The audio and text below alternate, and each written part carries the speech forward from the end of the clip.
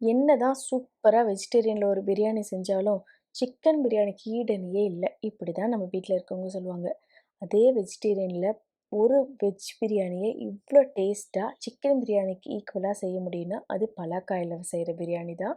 அந்த பலாக்காய் பிரியாணிக்கு இந்த மாதிரி ஒரு மீடியம் சைஸ் பலாக்காயா வாங்கிக்கோங்க.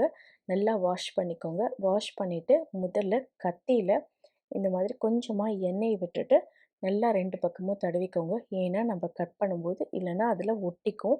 அதே மாதிரி கையிலயும் நல்லா எண்ணெய அப்ளை பண்ணிக்கோங்க. அப்ளை பண்ணி விட்டுட்டு, அதுக்கப்புறமா இத கட் பண்ணிக்க வேண்டியது தான்.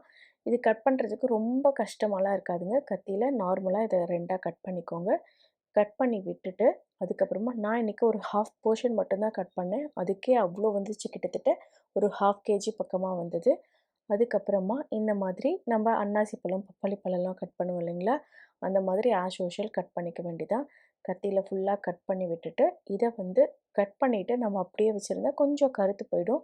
அதுக்காக இந்த மாரி தண்ணீல உப்பு போட்டுட்டு, இத கட் பண்ணிட்டு, அந்த உப்பு போட்ட தண்ணீல இத போட்டு வச்சுக்கிட்டா கொஞ்சனாவது நம்மளுக்கு கருக்காத மெயின்டெயின் ஆகும்.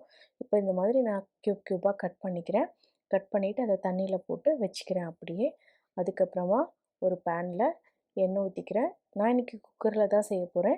அதில 1 டேபிள் ஸ்பூன் எண்ணெய், 2 டேபிள் ஸ்பூன் நெய் ஊத்திட்டு, ஒரு பிரியாணி இல, ஒரு 2 பட்டை, 4 லவங்கம், 2 ஏலக்காய், கொஞ்சமா கல்பாசி இதெல்லாம் போட்டுட்டு, அது கூடவே 2 காரத்துக்கு பச்சை மிளகாய் போட்டுட்டு, நீல வாக்குல அரிஞ்ச 2 பெரிய வெங்காயம் போட்டுட்டு, நல்லா வணக்கிக்கோங்க. அதுக்கப்புறமா ஒரு 2 தக்காளிய மீடியம் சைஸ் தக்காளிய எடுத்து கட் பண்ணி விட்டுட்டு, அதையும் ராஸ்மல் போற வரைக்கும் நல்லா வணக்கி விட்டுட்டு, அது கூட 1 டேபிள் ஸ்பூன் இஞ்சி பூண்டு பேஸ்ட் போட்டுக்கோங்க. போட்டுட்டு நல்லா வணக்கி விட்டுட்டு, இது கூட நானு காம்போட கட் பண்ண புதினா இலைய போட்டிருக்கேன். அது போடும்போது நல்லா வாசமா இருக்கும் நம்மளுக்கு. மண்ணு போக நல்லா கழுவிக்கோங்க. அது கூட ஒரு கை புதினா இல. இதையும் போட்டுட்டு வாஷ் பண்ணிட்டு, 1 டீஸ்பூன் காஷ்மீரி மிளகாத்தூள், ஒரு 1/2 டீஸ்பூன் மஞ்சத்தூள், 1 டீஸ்பூன் கரம் மசாலா தூள், 1 டீஸ்பூன் காரத்துக்கு தகுந்த மாரி மிளகாத்தூள், ஒரு 1 1/2 டேபிள் ஸ்பூன் கொத்தமல்லி தூள். இது எல்லாமே போட்டுட்டு நல்லா மிக்ஸ் பண்ணி விட்டுக்கோங்க. மிக்ஸ் பண்ணி விட்டுட்டு ராஸ்மல் போனதுக்கப்புறமா ஒரே ஒரு கரண்டி கெட்டியா தயிர் ஆட் பண்ணிக்கோங்க. ஆட் பண்ணிட்டு நல்லா எண்ணெய் பிரிஞ்சு வர வரைக்கும் வணக்கி விட்டுட்டு, அடுப்ப மீடியம் ஃப்ளேம்ல வச்சுக்கோங்க. அதுக்கப்புறமா நம்ம கட் பண்ணி வச்சிருக்கோம் இல்லைங்களா பலாக்கா, அதையும் போட்டுட்டு நல்லா மிக்ஸ் பண்ணி விட்டுட்டு, அதுக்கப்புறமா நான் இங்க 1 1/4 கப் அரிசி எடுத்து வச்சிருக்கேன். நல்லா வாஷ் பண்ணிட்டு ஒரு 1/2 அன் ஹவர் ஊற வச்சு வச்சிருக்கேன்.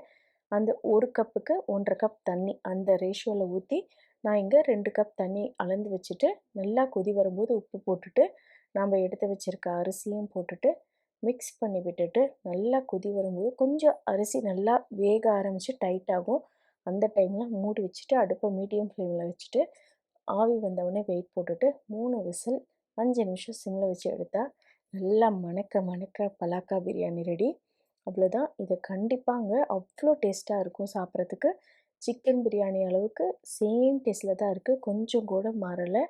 கொஞ்சம் ஹெல்த்தியாவும் நம்ம குழந்தைங்களுக்கு இந்த மாரி செஞ்சு குடுக்கலாம். மேல கொத்தமல்லி தழை தூவி நீங்க சர்வ் பண்ண வேண்டியது தான். பாருங்க நான் அந்த பலாக்காவ எடுத்து காமிக்கிறேன். எவ்ளோ ஜூஸியா, சாஃப்ட்டா அவ்ளோ டேஸ்ட்டா இருக்கு.